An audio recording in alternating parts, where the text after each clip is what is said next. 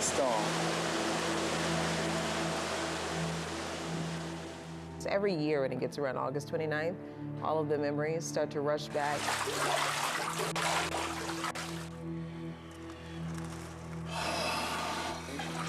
It's going to be a tough one. It's stressful. It's emotional. What's that sign say? End? No, it's not end, it's the beginning. The beginning of a new life for everybody in New Orleans.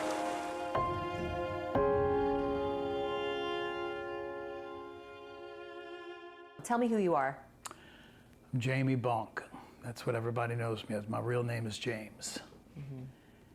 And some people in the neighborhood refer to me as the boatman, because that's what I do. I fix the motorboats.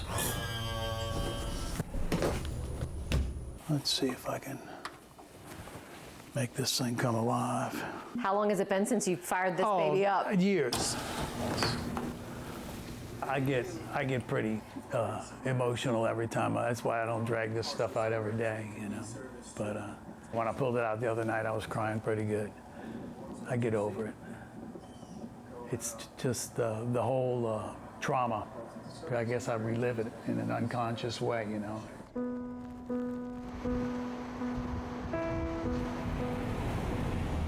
Two days before the storm, what was going through your mind? Do you remember? Well, I've always rode out, you know, the storms, never have evacuated. And so it was just routine for me, getting prepared, getting my groceries, water. Here, children. It's the most valuable possession in the house. Getting ready for the hurricane. Mom said, go ahead and video all our wonderful possessions here. Oh, that's your dog back then? I had 2 dogs at the time. The generator's gonna be gold if I need it. Corps of Engineers took this tape to use it for, they wanted to compare my clock to the water levels in the street. Yeah. And they did a little scientific review, and they pointed out to me that my dates were all wrong. It costs less money than the last one. These people hunkered down, they got ready, they boarded up. As the news reports got pretty scary, you know, talking about the size of the storm and its direction. We're not trying to frighten people, but this is one that we are, quite frankly, very frightened of. 140-mile-per-hour sustained winds as it moves towards our coastline. So we're looking at an intensifying hurricane. I had second thoughts about leaving late, but I didn't. You can see this very well-defined eye getting closer and closer to southeast Louisiana. This is my dad's. As the water swirled through the Gentilly and Lakeview area, John Bonk was photographing the catastrophe. We're here at 501 Florida Boulevard. They've really been blowing like crazy. Very frightening. Not that much rain. And the wind was the most that I had ever experienced. Hell of a storm. This isn't normal. It was loud, you know, I heard there's a giant tree next door that fell. Well, there's my big oak, what's left of it. When it hit the ground, my whole house shook. The only important new acquisitions are a ping pong table. Nice ping pong table. I have moved everything up.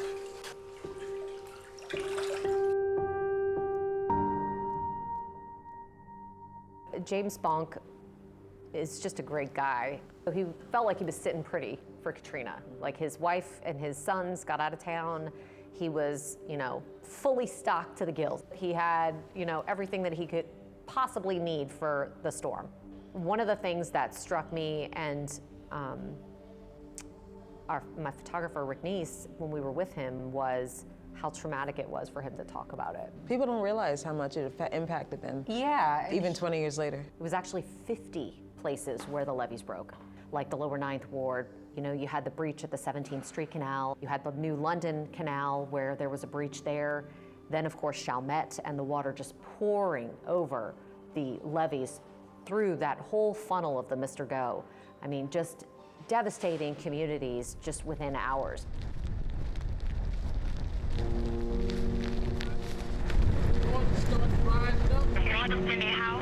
The water is coming up. What has happened is a levee breach has occurred along the industrial canal. Try to get to the high point of your home. All right, well, if y'all can find a boat, help. All right, we will try to help you as we can. All right. You know how much more this is supposed to come up? I don't know how much more, sir. I mean, this is the story that you heard about what could have happened to New Orleans, but never did. It was surreal to be able to see something like that. There were waves up on top of that that were probably 15 to 18 foot on top of what you saw from the hurricane protection levee. We have a serious levee break at the 17th Street Canal. I would say about 10 minutes after we saw it rising, I was pretty certain that the levee had to be breached. When I saw that, I'm sure my coworkers had the same reaction. You know, my heart just dropped. Even though I knew the levees were breached before that, seeing it, and just knowing that the fate of the city was sealed. I remember sitting with Paul Ricardo, and someone in Lakeview said that the 17th Street Canal had breached. And we asked him, well, how do you know that the water is flowing into the neighborhood? And I remember the guy saying, the police officer saying, because I see my house going down the street. And I think at that moment we realized, wow, this is serious. The water's still coming up. We got 4 to 5 feet of water down here. Everything's floating, everything's lost downstairs. When the levee broke on the 17th Street Canal, This is Airline Highway. we never got a call from anybody. The water just started rising in Old Metairie, which is very strange because Old Metairie is higher. It's like on a ridge. Just water was coming up. I said, this is very strange. 12 to 15 feet of flooding, essentially, in Jefferson and Orleans. We were at the station, and we're hearing officers screaming for help. Like, we had one police woman, she was trapped in her, she was pregnant. So they had to rescue her. And she said, water is all over my house. Another one, he got on the air, he said, look, I can't get out of my house. I'm in the east, my house, the water is up to, I'm going in my attic.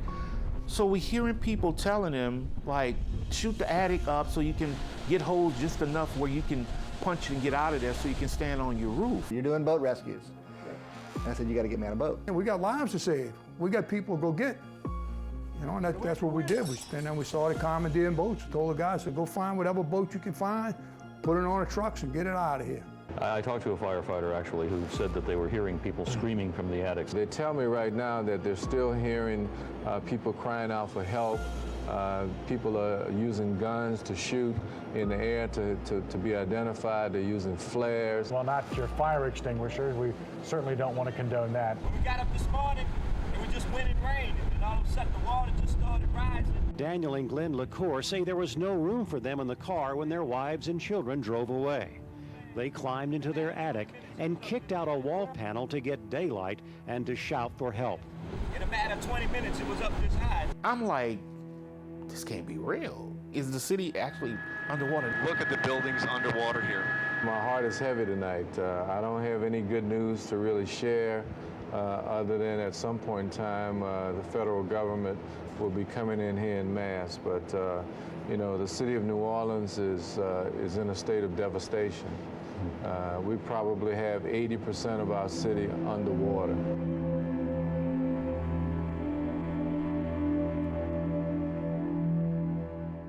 No need for narration. We're in a tough situation here. There's no place to go that we know of. While we're having this conversation today, I'm remembering things that I have not ever remembered before. It's strange. That's hard. But I felt helpless at some point. I got a house full of people here. I can't keep bathroom and water going for long. And one of your neighbors had to cut himself out of his attic? Yes, across the street, the house was kind of low, and he didn't want to swim out of the front door. He didn't want to go underwater to pop up. He chose to go through the attic. Assuming all these people get brought to the Superdome. The water stayed here for 23 days after the storm. It's a different perspective on life here. We went to, I think the grocery was the Saver Center. Going to the Saver Center. They airlifted people out there. On Leon C. Simon and Franklin. And we went out there only to see some looting. Some people were grabbing supplies that they needed. Some were grabbing things they shouldn't have been grabbing. But I didn't get out the boat or stop. They are breaking through the storefront windows here with anything they can find. Well, we've had a hurricane plan in place that has worked in the past for regular hurricanes. But there's no plan on the shelf that says when all the radios go out, what do you do? We had no way to get information to the public. When 80% of the city is underwater, what do you do? Part of the problem is that the police are having difficulty, from what we understand, trying to enforce the laws here. All the cowards that are here on the New Orleans Police Department that fled this city in a time of need, when you raised your right hand, you were sworn to protect these citizens. Looking at this, I'm having flashbacks. Yeah, about me talking about it, I'm having flashbacks. New Orleans now looks like a war zone. Fires are raging out of control. I just want to tell my wife, I love her. The city had collapsed, pretty much. The governance of the city, it was just non-existent at that time. Non-existent. We're on the West Bank in Gretna at the WWL TV transmitter site. We're thinking this is a better location than that is right now because of the dangers.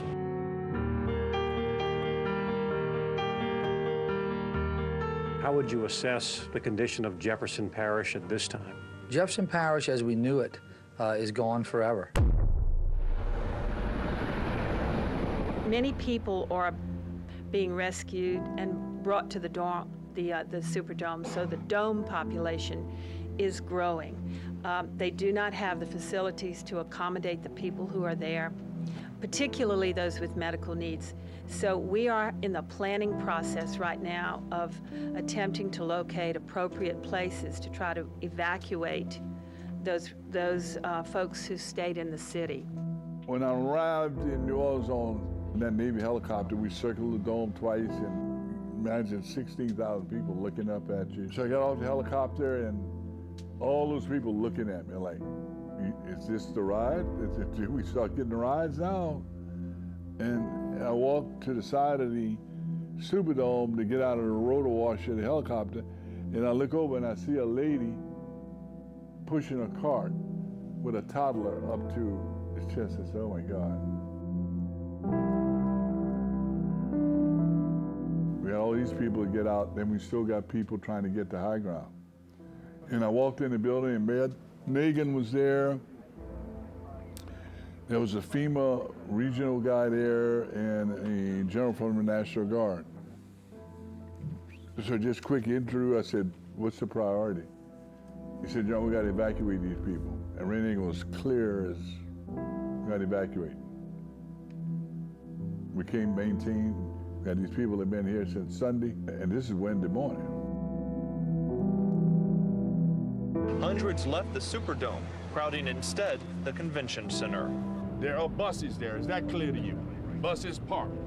There are 4,000 troops there. People come, they get on a bus, they get on a truck, they move on. We were going in with 1,000 soldiers from 5 states to secure the convention center. That's the kind of thing, it takes months to plan something like that. And we were given the word at 8 o'clock in the morning on Friday, 5 days after the storm, and we went in, we didn't fire a shot. We secured the place in 30 minutes. We started feeding everyone in 3 hours, and we started evacuation at 19 hours. And at 30 hours after we got there, it was empty. How did you get out? Someone came by boat in a 15-foot little boat to get me, which we did put 1, 2, 3, 4, 5 men and 3 dogs in a 15-foot boat. Wow. And we traveled from the University of New Orleans to past Manchac at 3 miles an hour. And if a wave was more than 4 inches, it was coming in the boat. Oh my God, you had to be terrified. Well, we were white knuckles, you know, just all laying in the boat and praying for no squall. I was thinking, you know, here I am, I survived the storm for 3 days, and then I get in a boat and go to the middle of the lake and I become crab bait. Nobody knew we were there, so we couldn't call for help. Nobody was looking for people in the middle of Lake Pontchartrain. So I was thinking, we can't go down. We just got to get to the other side.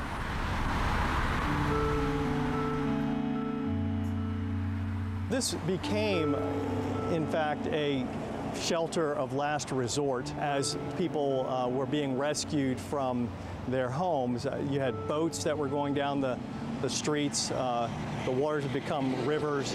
You had jet skis going down there, picking up people that were stuck on their roofs. Hundreds of them ended up here at the St. Bernard Courthouse. I mean, you had a 25-foot wall of water that just came right up the Mistergo, and it just swamped this parish. One gentleman was telling me he actually had to dip down and come up to get into the courthouse because the water had gone up to the second floor. And again, we're in one of the highest parts of the parish, and for the water to get to the second floor here, that gives you an idea of just how high the flooding was that came in with Hurricane Katrina. I mean, this was a parish of more than 70,000 people before Hurricane Katrina, and every single building, home, structure, except for about 10, I'm told, did not survive the storm.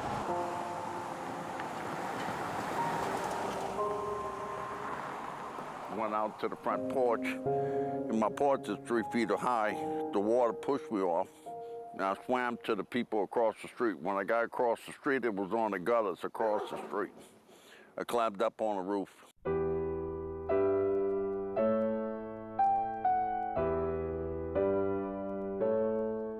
More than 160 people in the parish died during the storm.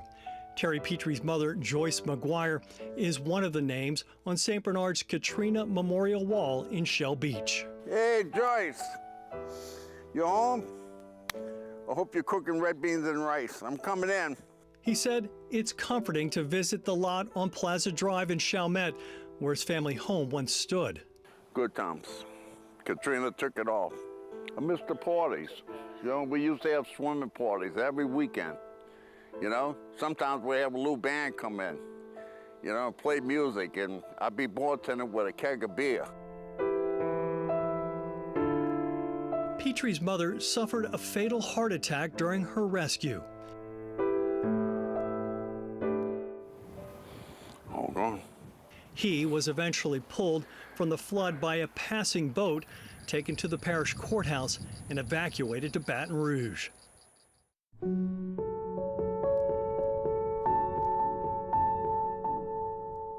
Many of his neighbors weren't as fortunate. They were stranded for days with little food and water on a dock at the Araby Marine Terminal. Everybody was crying. Everybody wanted to go home, and we're told we couldn't go home. We didn't even have a home. Nobody knew we were underwater. Nobody knew. That's hard to believe. There are things that are popping back into our heads that we really didn't want to think about anymore.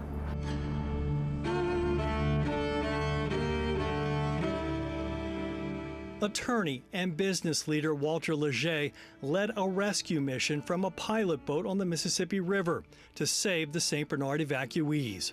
When the Araby native arrived at the dock, he said what he saw looked like something out of a horror movie.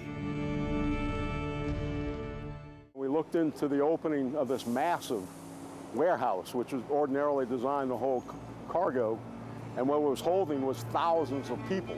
The Dembruns admit they didn't know when or if they would be rescued. They took some pictures on the dock and inside the warehouse, where they spent several sleepless nights lying on stacks of plywood. It was horrible. That's all I can say. It was horrible, horrible, horrible.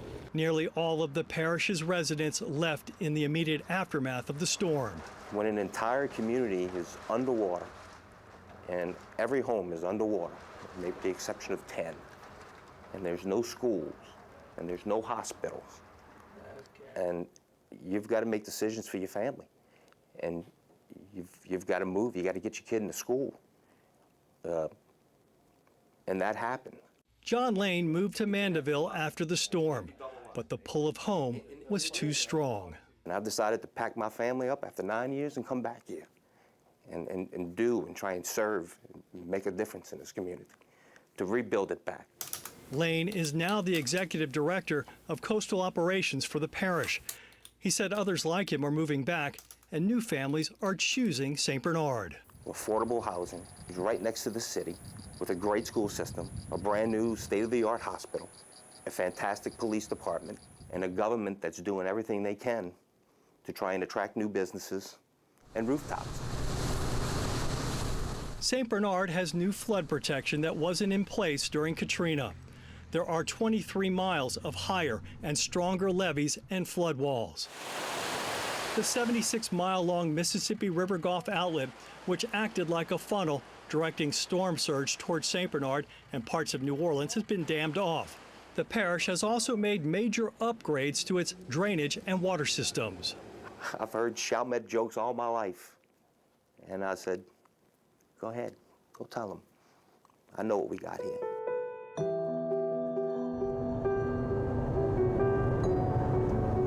So we just got off the twin span and we're approaching Oak Harbor, Lakeshore, the exit here. Just imagine where we're driving right now being underwater and boats just floating where the interstate should be.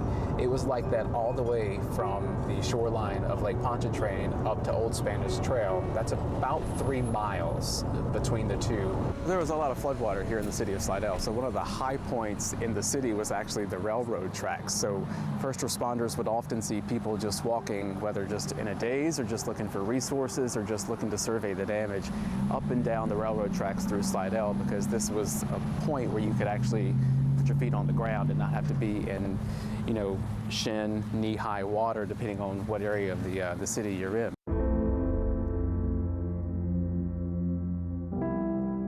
It wasn't the levees, it was the wind, the surge, and the silence afterwards. When you looked at it, it was the entire Gulf of Mexico, and I knew we were in trouble then. In St. Tammany Parish, communities like Slidell, Pearl River, Lacombe, and Mandeville were blindsided by the force of Hurricane Katrina. For those who stayed, many needed help. There's quite a few memories there that kind of stick with me about it. Slidell officer Rodney West Jr. remembers being in a flooded neighborhood trying to save people. And we were losing flashlight power and everything, and just having to leave from back in that neighborhood in the boat, and you still hear people yelling for help, and you can't get back there because there's too many trees, too many power lines, and it's definitely too dark. There was no light whatsoever. Like many areas, much of Slidell was underwater. It was definitely a sight to see if you had to see it. It was just kind of hard to take in at first. Just going in places in a boat right after the storm passed through that I never thought I would ride a boat in. Wow, it's just amazing to see all this debris that used to be homes and camps. Infrastructure across the parish was either crippled or lost. More than 40,000 homes were damaged or destroyed. I saw houses that pine trees just cut them like a piece of cake. Tons of concrete that made up the twin span bridge no longer stretched across the lake. They fell to the bottom of it. All the power lines from Covington to here were completely destroyed. I mean, just everywhere you looked, all the red lights, they were all on the ground. Recovery wasn't easy or fast. We're going to make it through, and that's what I kept telling people. Parish leaders say revised emergency plans, upgraded infrastructure, and improved access to resources have put the parish in a much better place. The Twin Span Bridge was rebuilt and renamed Frank Davis Naturally Nollins Bridge in 2015 after the longtime WWL personality. Today, St. Tammany Parish has a growing population. Part of it is because of the sudden spike in new residents who evacuated the South Shore and never returned. Looking back, Davis says he's forever grateful to a community that didn't give up on itself. I don't know how to put into words. I'm just grateful for the community that we had, that they came together.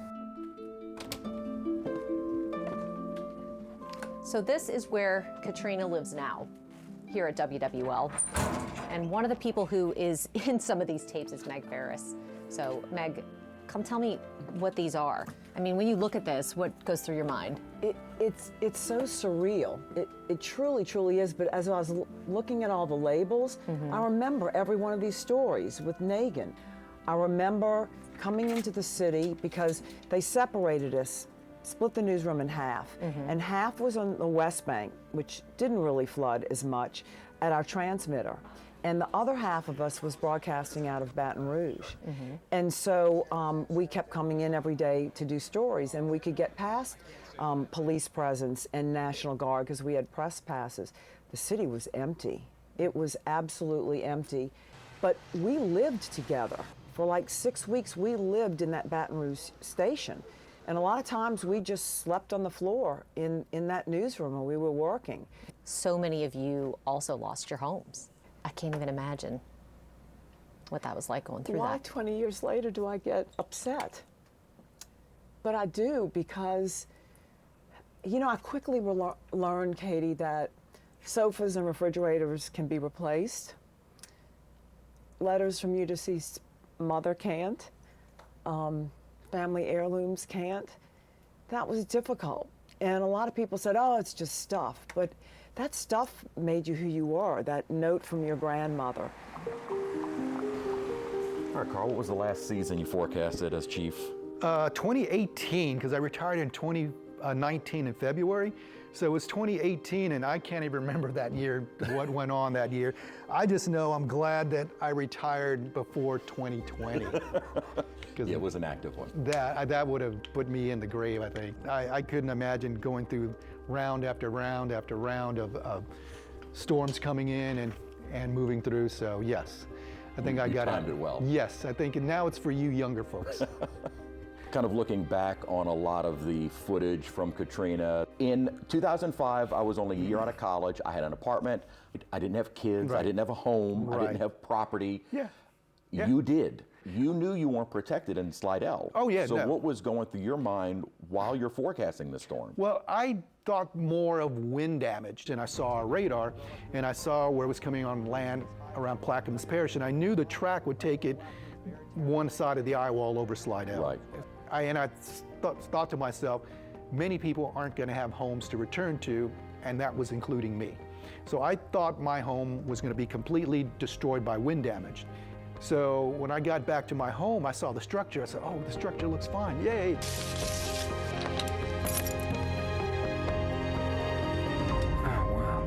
And then when I went inside, you saw everything muddy, water, everything moved around. I saw a toy chest from one bedroom all the way into the living room, comes through a hallway. And so, I mean, refrigerator leaning over. So I knew that, yeah, I didn't have a home to come back to. Kind of bring us back to when you first started to how the technology had improved up to 2005. Okay. When I first got here, we used the old die fax machine. So computer models were coming out of a big roll of paper. We'd tear them off. So we'd have the large sheets on the desk and we'd be analyzing them. And so it took a while for them to keep printing. It's not like now everybody can see all the models on the internet. It's going to be right along this area coming on shore. And we saw the progression in hurricane forecasting improve throughout the years. And from Katrina, I mean, the forecast cone of error was large. I mean, it was wide. So, I mean, you had an idea where something was going to go. You still had an idea about the intensity. But today, we're almost pretty sure where something's going to go. Still a little iffy on that intensity. When that first cone comes out, it doesn't dramatically shift. No, it still can. Right. Hurricane Katrina continues to move west. Where will the storm make landfall? When will it turn north? John Gum is in the Weather Center. Let's get right to this. John, any new information for us? No new information just yet. It was a Friday, August 26th. It was a Saints preseason game. People were going out on a Friday evening for the Saints game. So Friday morning and afternoon, that forecast tracker was in the Florida Panhandle. All right, we're going to the Saints game. It's not coming here. Everything's great. What happens when the 10 o'clock advisory comes out? Boom, big shift, and we had never seen a shift like that. It was a dramatic shift, but they don't usually make these dramatic changes, but they did for Katrina. Right, and when that track came out that Friday evening, of course, people went to bed not knowing it, and then the next morning, you only had 48 hours before landfall, so we didn't have the 72 hours of evacuation time that we need. And you look at that Friday evening track, Plaquemines Parish, Mississippi line, pretty much where it finally ended up, you know, 2 days later. This is going to be a big test all over the place. After this happens, we're going to find out what has to be done and how those levee systems did protect or not protect against this Category 5 hurricane. Where is my country? Where is my president? Where are the agencies? Where the hell are they? When we look at, you know, public policies that are being proposed now, like changing the way that FEMA is, changing some of the things that were put into place from the lessons that we learned from Katrina, I think it's really important to look back and say, this is what we're trying to prevent. The government failed to do its job, and the people suffered. It's a moment we should never forget, and it is one that we should never repeat. FEMA, what a joke. I blistered FEMA. I think Time Magazine had a quote that I made. I said, you know, we need better idiots. We need more caring idiots, more sympathetic idiots. But these people at FEMA were idiots. We came out of Katrina with a rework of FEMA, double the size of it, with directions from the Congress that we should have people running FEMA that have emergency management experience. But the Doge cuts already cut a third of their employees out of FEMA. Right, right. From what we had last year, and they struggled to get through hurricane season because we had 2 of them bad boys back to back and wildfires and floods all over the U.S. CBS News has obtained portions of an internal review warning the Federal Emergency Management Agency is not prepared for hurricane season. We were told that 180 FEMA employees have been placed on administrative leave. They're the ones that signed a letter telling Congress that they weren't comfortable going into a major disaster with the diminished workforce there. Do you have any concerns about that, knowing that we're in the peak of hurricane season here, and that's another 180 employees from FEMA that won't be available? No, I don't. I mean, look, we have watched FEMA grow into a monstrous bureaucracy under which we can't actually get things done. I mean, the city of New Orleans still has hundreds of millions of dollars since Katrina, and that is because of the FEMA bureaucracy. What Christy Nome has done is just lately, we call her, we say, listen, these are projects that need to be moved. We had one in Terrebonne Parish, one in Lake Charles. And so, no, I'm not. I think it's all just a bunch of media hype trying to scare people. We're ready for hurricane season. Look, natural disasters and things that come on our shore, you're never 100% ready. But I can tell you what, the team that we put together has showed Louisiana that we can move when we need to. This is why we made all these changes. This is why New Orleans has a better levee system. This is why FEMA stages assets closer when they know something's coming. Right. This is why we don't put high water vehicles and all of our National Guard equipment at Jackson Barracks. Right. This is why we don't do these things. Like, there's a reason for that. And if you don't take time to look back at the past, you don't remember that for the future. Here we are, back at home sweet home, where we lived post-storm for 3 days. There was no power out here for months. So when the sun would go down, it was total blackness, this neighborhood. What was that like? That was different. It was scary. But all the way till November, almost maybe, we didn't have a street light till almost Christmas after the storm. And it was eerie. Well, I've moved a lot of stuff out of here with the intention of pulling my carpets. I don't know if I'm going to do the work myself or not. Early on, there was no plan. There was nobody saying, the city was not issuing the building permit, first off, and that was known. There was, the city wasn't going to issue any building permits till certain things got sorted out. And that went on for for a long time, as I kind of remember. But we didn't know when we were going to have utilities.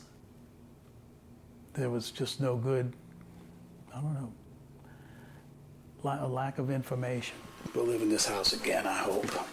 And then it took you how many years to build one of these houses so you could move back to the neighborhood? It took a whole year to finish the first house. One of the other things that struck me about James Bonk was that it wasn't just the storm, it was the fact that the recovery took a long time. That trauma didn't end with the storm, it continued for over a decade. And I think that's true for so many people in New Orleans. Some people still aren't recovered from it, in fact. Yeah, that's the case for a lot of people in New Orleans East, and that's where I grew up. That community used to be, in the 60s and 70s, it was really going through an economic boom. Everything was going really well there. But it started to take a sort of an economic downturn right before the storm, and right as they were about to try to fix this, the storm hit and everything just it just kept going downward. For people in New Orleans East, we're now 2 decades out, and they're still demanding if we can get at least a shopping center, if we can at least have a second major grocery store, or if we can get someone to just kind of rebuild what it made us so economically sound a few decades ago.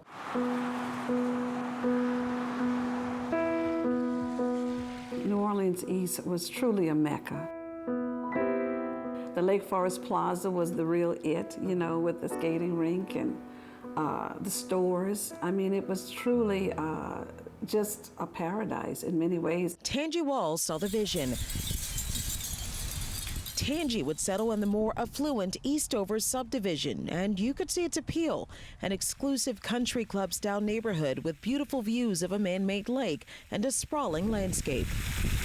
You're looking at the breach itself. 400 feet of wall is missing. Like a majority of New Orleans, when the levees broke and floodwaters rushed into the city, the East was devastated.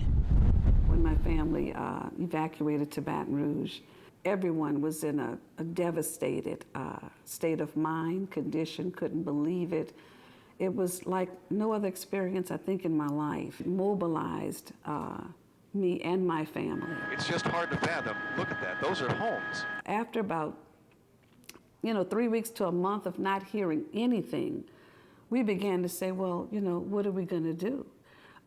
It's our responsibility to really find out what's going on in our neighborhoods. We were called East New Orleans United and Whole. Right.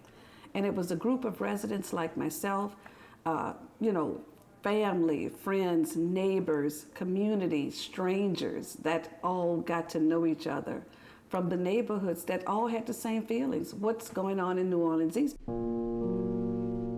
It was no goodness of our own, but it's your love and your grace. 20 years later, the group now known as New Orleans East Matters continues to ask that question. It's clear when you drive around the East today, prosperity seen decades earlier is replaced by long stretches of underused land and hollowed commercial corridors. The oil crash of the 80s slowed growth, and Hurricane Katrina's floodwaters dealt another deadly blow. Though we've seen some progress, residents say they still live in Katrina's shadow. We were originally supposed to be a very strong middle-class community primarily for Black people who had wealth, who had jobs, who had assets. And so New Orleans East families had a chance to try to figure out, so are we going to continue that? I'm going to say the biggest thing, Sharice, is investment.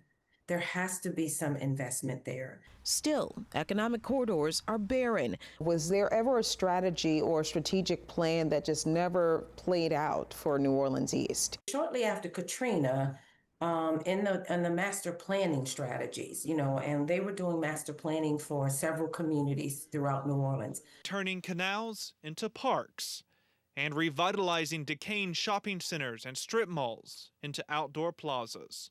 And it was never really a substantial enough plan to really, really see a plan, a strategy, to really come to fruition for the East. We need everybody at the table, who can put together a 10 to 15-year strategy. But there has to be the political will to do that. Collins says collaboration and incentives can go a long way. Take the Magnolia Marketplace located on the Claiborne Avenue corridor, for instance. The council created a special economic development district and approved a 1-cent temporary sales tax to finance bonds to get that project going. We have got to have incentives to be able to lure businesses here. According to commercial real estate broker Robert Hand, there are millions bleeding out of the large community. What I found when I talked with residents in New Orleans East is we want businesses to come in and take a chance on us. Well, that's not going to happen. Businesses come in because they think they can make money. So I did the research. I dug deep into where people are spending their money that live there. This is just in New Orleans East. They spend $82 million, but there are only $53 million in grocery store sales. That's a gap. That's an opportunity for a business to come in and capture that $29 million difference.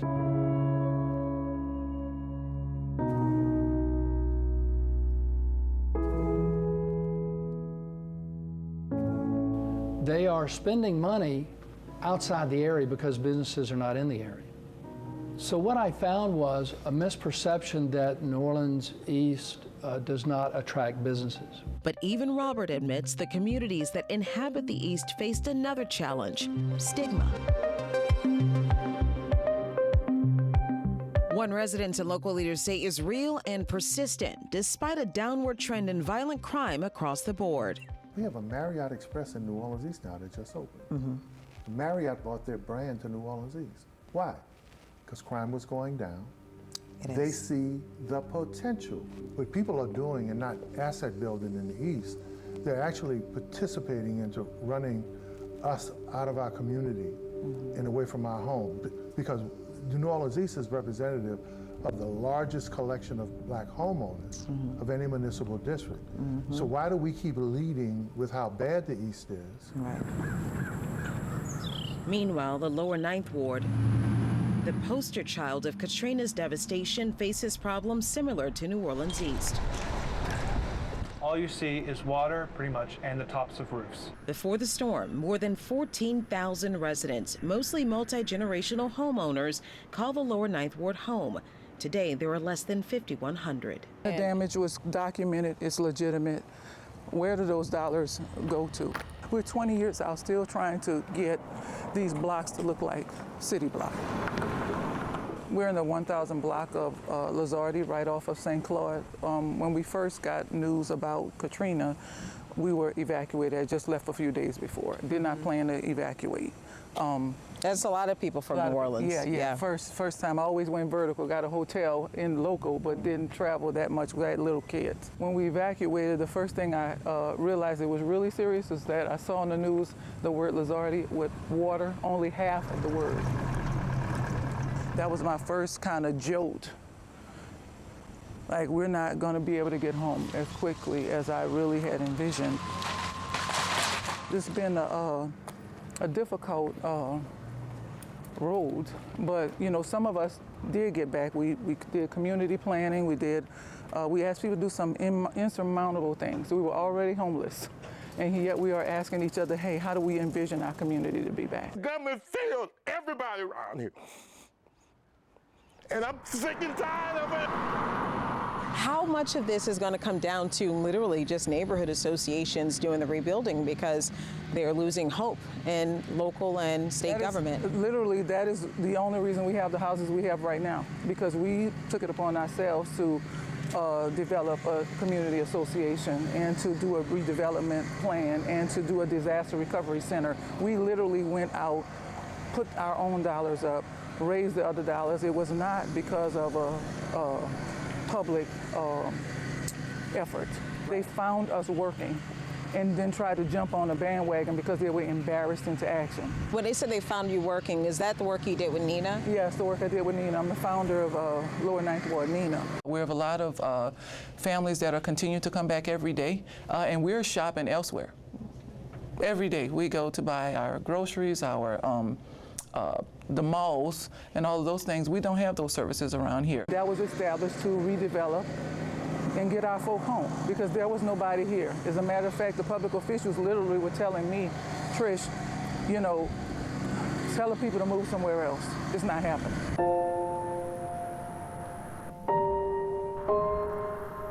The only reason that a community is not back is because of either failed policies or faulty policies. Right. So you can have a good policy and fail to implement it properly, or you can design a policy that's intentional to block folk from coming home. What policy would that be? One policy we had was we thought the road home policies was going to help get people back, hence the word road home. Right. But there was stuff in the policy that made it very difficult for folk to actually get home, right? You put in the word framework pre-Katrina value. Right. Immediately knocked out 75% of people's recovery. I quickly found that because of the way they had created the program, the Road Home program, and giving grants based on the value of the house, not on the cost of rebuilding each house, you ended up in a situation where the same exact house, same size, same materials in two different neighborhoods, one majority black, one majority white, were getting different amounts of money because of the historically lower values of homes in black neighborhoods. My uninsured losses were $250,000, and you know, I had flood insurance. You said you couldn't have done it without the Road Home program and some other programs. That was very vital. You know, that $150,000 that put this house back together. I had flood insurance, but not that much. You know, the flood and the homeowners, you know, it went quickly. And it would have been really, you know, almost impossible to put this house back together without that extra money. Prior to the storms, I had no mortgages, I had no car notes. Life was wonderful. After the storms, I had two mortgages, and SBA loans. I did, you know, mortgage to the hilt. Well, over the course of the 20 years, it's all paid back. Everything's paid for again. So it about killed me, but we're back. You know, it took 15 years to financially recover. The unfortunate reality is you walk down just about any street in New Orleans, and behind each one of these doors is a story about how to keep the house, how to afford it, whether it's the cost of construction for renovations or keeping it insured. And what we found out was keeping the house insured was the biggest concern. Oh, I'm very appreciative. Gail Micken's appreciation comes with 20 years of living under the roof Katrina nearly ripped off. I had bought the house in April, and the storm was in August. So by me not having that much water damage, but there was things that needed to be done. So I said that I'm gonna take the insurance money and pay off the house and do the work a little bit at a time. Repairs here and there to her home in the Littlewoods neighborhood of New Orleans East. I had to do a little bit at a time as the funds came in. So that's how my roof never got really fully repaired. And then the other storms kept coming in, and you know, so it was mostly patchwork. Miss Gail's story is one of thousands, and like those thousands, it came with twists and turns she didn't see coming. 6 years after Katrina, her husband died. Already on that road to recovery, suddenly she had to figure out how to do it all by herself. In 11, you know, the house still wasn't done, so I had to finish, you know, taking up that mantle of fixing my house. So it's been a long and slow process. A slow process that got even slower after Micken said she had to drop her home insurance because she could no longer afford it. The home is still uninsured. Not being insured, is that a fear of yours? Well, it is a fear of mine. It is, but you can't fear things that you can't help. Because if I had the funds, that would be my top priority, is to get insurance, because if something helps, I'm not depending on anybody. But when you don't have it, what you gonna do? I can't afford to live here. It really hurt that just to, you know, put in my head that I would lose my house. For years, WWL Louisiana has documented the state's insurance crisis. Homeowners who say premiums are too high, insurers who balk at the risk, and one big gamble that's left the state teetering on the edge of an unnatural disaster. The tidal wave hit after Hurricane Ida in 2021. That's when a dozen insurers went out of business, and dozens more decided Louisiana wasn't good for business, stopped writing policies. We don't want to go back to that. We can't afford to go back to that. Tim Temple took office as insurance commissioner in 2024. Since then, Temple's task has been to right the ship, bring back insurance companies, and lobby them for lower rates. We have right now over 100 companies licensed to write homeowners insurance in Louisiana. It's not just adding more companies, but it's adding companies that truly want to come and write in the areas that we need. If insurance is so high, $7,000 for the insurance. Your flood, you have to have homeowners, you have to get flood. What you gonna do? Not eat, not buy your medicine? There are things that our local officials can and must do. Andronika Morris is executive director of Housing NOLA, which for 10 years has worked to expand affordable housing options after Katrina. The legislature has tried, they've struggled, and they've got to get better, and we've got to work with our partners across the state on that front. While that's going on, the leaders in New Orleans cannot pretend like they don't have any responsibility, like they don't have any ability to address the insurance crisis. They absolutely do. Morris says building code upgrades have helped, but says real change starts with lawmakers in Baton Rouge. We follow that front with lawmakers pushing to strengthen a program the Louisiana Legislative Auditor says is working: Fortify Homes. The grant program offers homeowners $10,000 to go toward installing a fortified roof. It has to be a 26-gauge drip edge. This one's Florida Building Product approved. Inspector Ashley Vandermeulen walked us through what that means. Every shingle, I have to find these tags. Vandermeulen's job is to assess whether a home qualifies, and if it does, whether the roof being installed is in line with fortified guidelines. Stronger shingles, more nails, thicker decking. Overall, a better roof to better withstand a storm.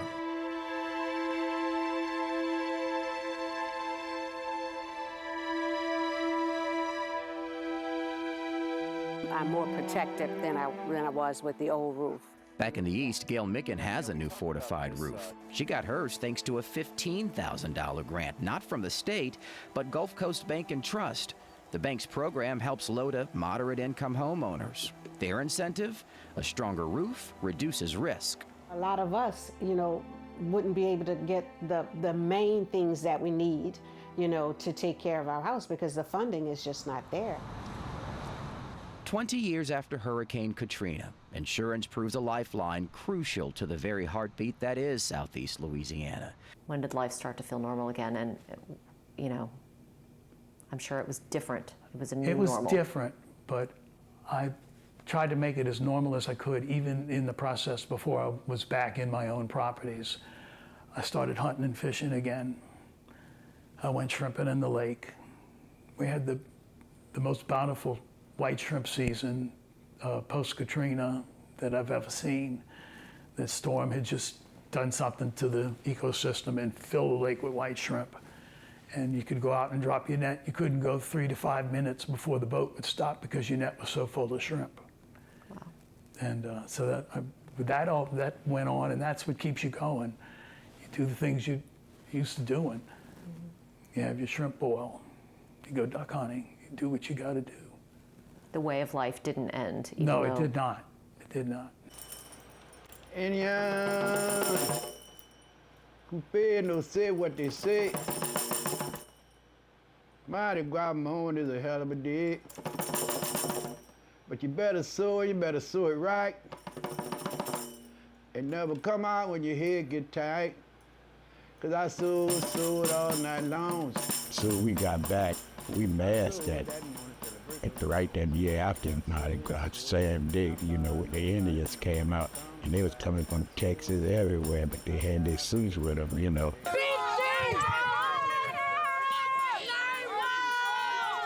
I was fixing my suit up, and I know they're coming back because they couldn't be who they really was somewhere else because they don't do that up there, Texas and all the places they was at.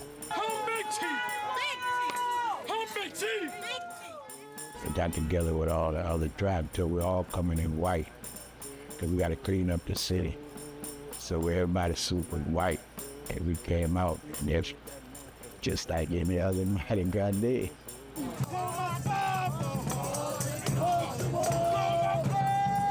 Why was it so important to come out Mardi Gras Day?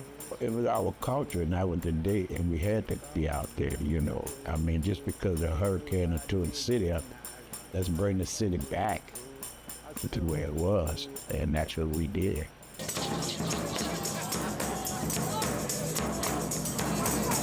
I've been all over the world, and I ain't seen nowhere I would rather stay than here in New Orleans. I want them all to keep this tradition going because I was taught as a kid, and I kept it in me, keep it in you, and don't let nothing distract you. Always look forward, you know where you're going.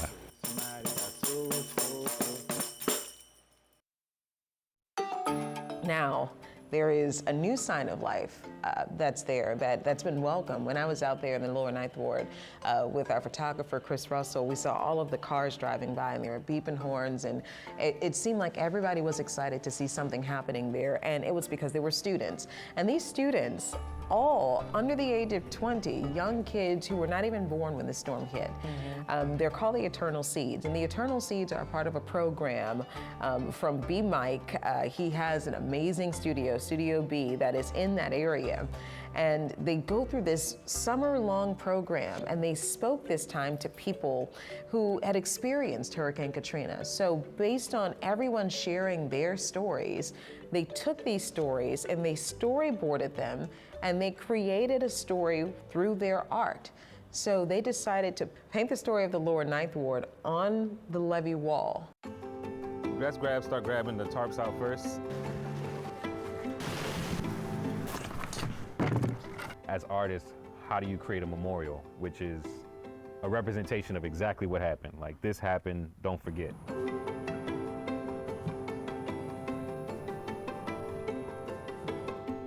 We want a reflection of what this neighborhood represented.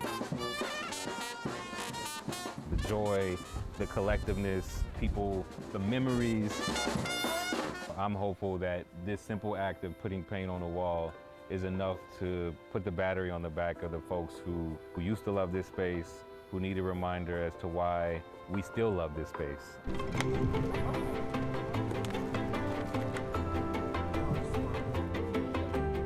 Some people might feel we should have gave up a while ago. I think it's a sign of how important we understand these spaces to be. Arts and culture are always ways to connect us back to why we love something. All these young artists who are working on this, that they embody what's possible when we use our imagination to look further down the road.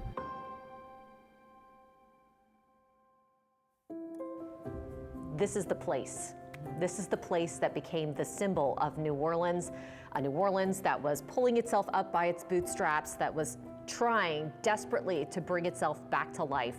Some of us are going home to FEMA trailers. Some of us are going home and we're sleeping on the ground, or we live in Baton Rouge or Lafayette. We are back together in a space that we once were in when there was tragedy and devastation, but we're here for joy this time. I don't think I can quite describe what it was like. I wasn't even in the dome. I was outside doing live shots.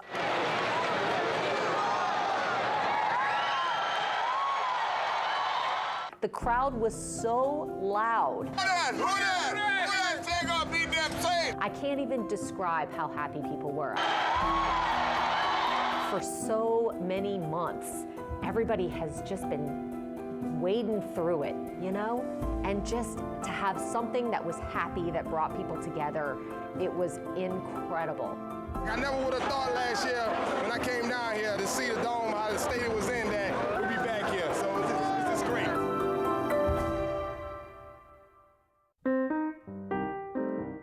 What do you like about New Orleans? Crawfish on a Sunday with strawberry beer from Abita, or you know, gumbo in the winter, and talking about gumbo weather and me making gumbo when it's 300 degrees outside. I don't care. I will do that, and I will invite people over, and we will sweat, and like we will just have a great time. I will take my cocktail and walk around the city. And I will that's the best part. Have the best time. Even when you walk outside and someone's just playing a trumpet on a corner, you know, where our station is in the French Quarter, you know, those walks around the French Quarter can sometimes be amazing when it's not 1,000 degrees outside. Right. It's a groove we have. No storm is ever going to be able to take away. And it's worth fighting for.